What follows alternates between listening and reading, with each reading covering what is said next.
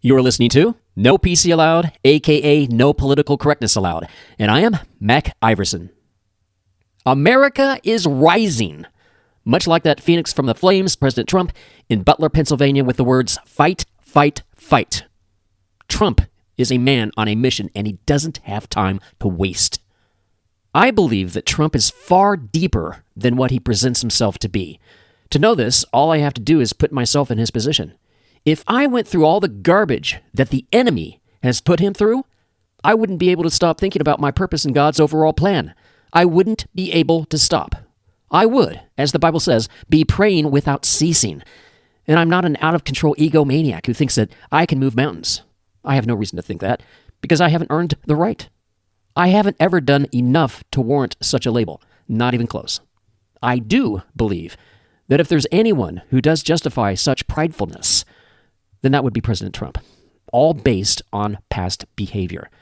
That is my induction. Now, why is he doing this, and in the way that he's doing this? Why does he shock and awe all of us? Jeffrey Tucker in the Epoch Times wrote the following. There are several main advantages to far-reaching reform. It will increase the popularity of the Trump administration and guarantee his place in history. It will improve the economic environment by ending endless debt expansion. It will also gut the forces that thwarted the Trump administration from 2017 to 2021, bringing back transparency and accountability. And yet the question keeps coming back. How do we know this? And he's referring to Doge here.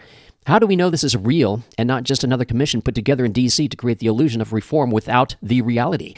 I asked some people who were present at the 1981 wave of government cutters if the mood today compares. They all had the same answer. No. In the first Reagan term, there was not much public appetite for balancing the budget or cutting bureaucracy beyond mild rhetoric. There is no comparison to the public mood today, which has become extremely intolerant toward all anti-freedom forms of imposition and waste. That's good to hear. Expectations are very high. It's going to be up to Doge to make sure that the Trump administration can lead the revolution or become a transitional government in the form of the Kerensky government in Russia in 1917 or the First French Republic after 1789. It's always been a great challenge when the public has its appetite for change whetted to this extent. If anyone can do it, it is the Fabulous Five. Trump plus Vivek plus Musk, and including Tulsi Gabbard over intelligence and Robert F. Kennedy Jr. over health and medicine. This is the dream team. If it cannot happen with these people, it's hard to imagine conditions under which it could ever happen. This could be a turning point. If it's not, the Trump administration ends up as merely transitional. I don't like to think about what will come next. Unquote. Ever true to Trump, he wants to make an even bigger name for himself, and he's pulling out all stops to make it happen. He has a sufficiently large enough ego, so I know that in the back of his mind he's probably thinking, if there's enough room to be carved into Mount Rushmore next to Washington or Lincoln, then he wants to be there. In fact, former South Dakota Governor Kristi Noem revealed that upon meeting him, she said, I shook his hand, and I said, Mr. President, you should come to South Dakota sometime. We have Mount Rushmore. And he goes, do you know it's my dream to have my face on Mount Rushmore? I started laughing. He wasn't laughing. So he was totally serious. Unquote. The Park Service insists that there's not enough space for another face, but that sounds like just another Trump challenge to be overcome with only minor difficulty. I once called Trump one of the greatest presidents ever, if not the greatest president ever. I'm waffling between the two simply because he's not finished. I knew that Trump would be an energetic president, but he's far more than that. He's making the Energizer Bunny look like he just got up from a long nap. It would be interesting to be inside Trump's head after he was nearly assassinated the first time in Butler. But if you think about it, not too much imagination is necessary. It's not needed. Projection or empathy can create a lot of insight into this man. My conclusion?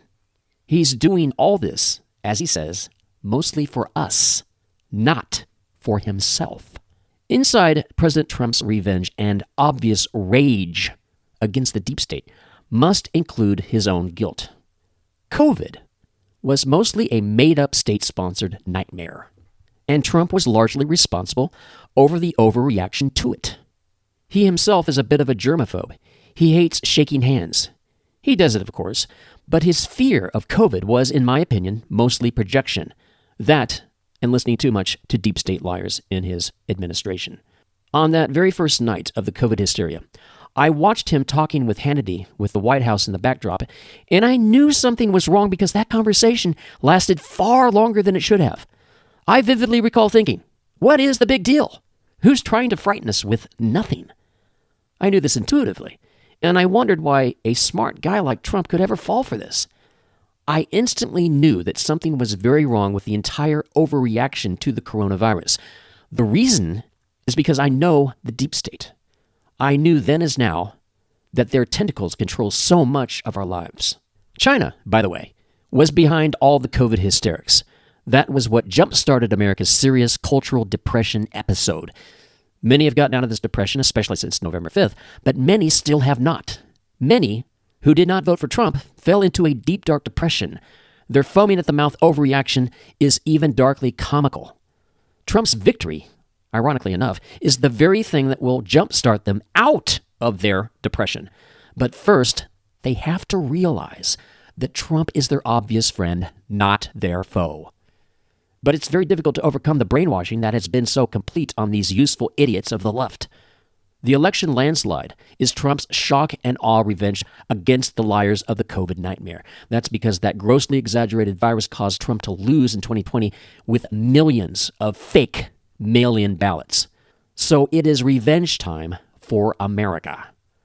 There's nothing wrong with that focused anger, even hatred. Nothing kicks depression in the teeth harder than taking all-out massive action for a just and moral cause that you really believe in. Trump is showing us by being the perfect role model of what it takes to overcome our leftover lethargy from the COVID scam. He is proclaiming loud and clear, never again will America succumb to a ruthless, money and power-hungry mafia controlled by China with its overreaching arms throughout the entire world. Trump is saying no. He's taking a hacksaw and he's cutting off the tentacles of that evil Chinese octopus, and of the Davos and Geneva billionaires as well. It appears as though he's attempting to co-opt big tech as a part of his plan to destroy the deep state. Just how did this shock and awe come about? This from Jeffrey Tucker in the Epoch Times. This was the plan all along, although it was never announced. It was like clockwork. The people least surprised on election night were all associated with Team Trump. They had mapped it out for years. As part of their planning, they deployed a method that has never before been seen in U.S. politics: absolute security of all information. No one associated with this group spoke to the press for 4 years. It's been the same for the transition. It has been privately financed to keep the prying eyes of the administrative state away from understanding and thus subverting what it is they have been planning. This is why nearly every pick for the cabinet and agency heads has been a shock, but for those whom the team released early as a deliberate trial balloon. One must stand in admiration of all this, not just the administrative sophistication of the campaign and transition team, but also the courage it required to follow through on all these plans despite the terrible odds. This alone is for the ages. Now we are at that moment. That is the real test, the time of governing. We are in for some huge surprises, of that I am sure. The national media has been locked out, and understandably so. Some of what will unfold in the coming days, weeks, and months, I will like, and some I will not. I'm sure you will say the same. That's the way the real world works. We have plenty of time to argue about this or that. Let's just take a moment to appreciate that we have this opportunity at all. Against all odds, Trump is president again. Let that be a lesson to all of us. Nothing is written that moral courage cannot overcome. That's true in politics, and that is true in our own lives. Unquote. Just like FDR's remaking of America with all its socialist New Deal departments, Trump is doing a much overdue reversal of all of that. In the 30s, there was the popular mistaken elitist notion that socialism was a good progressive thing. Well, we all know better now how outrageously regressive progressivism has been to America. Even left-wing counterpunch.org admits, the American system, I'm sorry to say, is broken and has been for some time. Its failure to satisfy working people's expectations for a better and happier life is what kept millions of them from voting Democrat in 2024. Tina Reid makes this comment. Political anxiety has been building for years as a 24-hour news cycle, social media, and algorithms create seemingly endless outlets for strife. But President Trump's pugnacious style and the breakneck series of changes he and Elon Musk unleashed has ratcheted everything up, delighting his supporters and leaving his critics panicked and without a single rallying point. Mental health professionals say even people who don't see themselves as directly affected by administration actions are feeling frazzled by the dizzying pace of Trump's enduring ability to command attention. They may feel it through the venting of a spouse, the distress of a neighbor with a trans child, or an anxious friend who works for a government contractor. There is an element of chaos right now, said Andrea Benoit, a Georgetown University psychology professor who sees patients in the D.C. area. A sense of not knowing what's coming and not being able to control what's coming is really hard on the stress response. As humans, we don't love uncertainty. It's something that we don't tend to tolerate well. And then when we're anxious, it's excruciating. People generally hate surprises. The more unexpected the news, the likelier it is they'll start tuning out details. I think we can take so much of something before the human brain just like peters out and says, I can't keep up, said New York-based neuropsychologist Sanam Hafiz. Benoit said she's seen an uptick in patients, particularly Democrats, expressing a sense of burnout, guilt, and despair at losing an old way of life. There's a fine line between burying your head in the sand and trying to protect yourself. I've been working with a lot of folks to try and find that line, she said, unquote. Isn't it fascinating how these liberals love to dwell on their own newfound angst, but were totally unsympathetic to the quiet sufferings of the silent middle class under Brandon? So instead of being loud and proud, beating their effeminate chests in the streets, some still are, suddenly it's snowing and these snowflakes are the most tender and fragile creatures. Oh. So these libtards are in serious trouble. And you talk about a canary croaking in a coal mine right before our very eyes. Just listen to this by Randy DeSoto in the Western Journal entitled Fox News Humiliates CNN MSNBC, Beats Them Among Democrats by a Whopping Margin. Fox News has been leading the outlet for conservatives for years, but now even Democrats are watching it in greater numbers than left-leaning networks like CNN and MSNBC. In fact, Fox News is the most watched network among Democrats and independents, according to Nielsen Fusion data the UK's Daily Mail reported.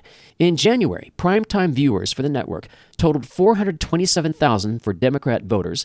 CNN reached only 174,000 Democrats, while MSNBC hit 225,000, the news outlet said. So, Fox had nearly as many Democrat viewers as CNN and MSNBC combined.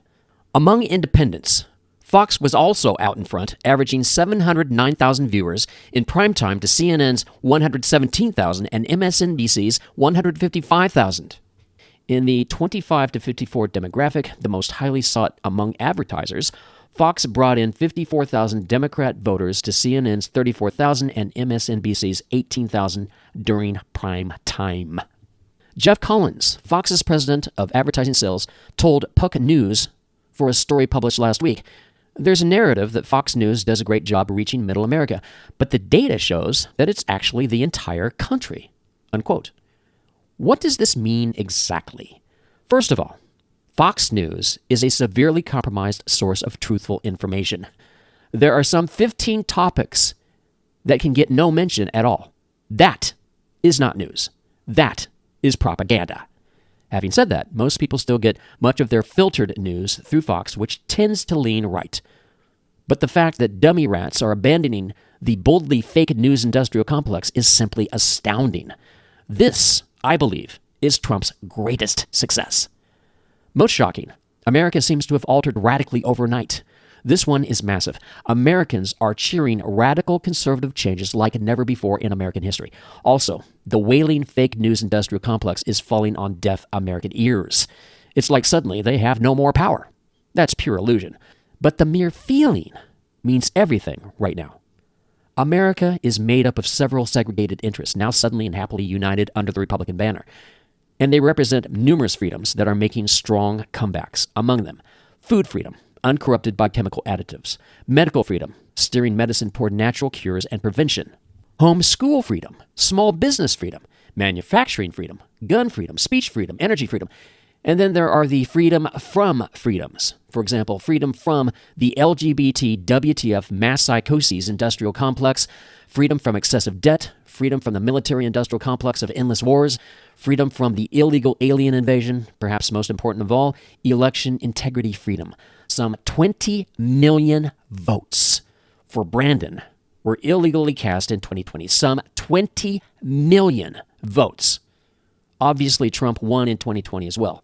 He was elected 3 times.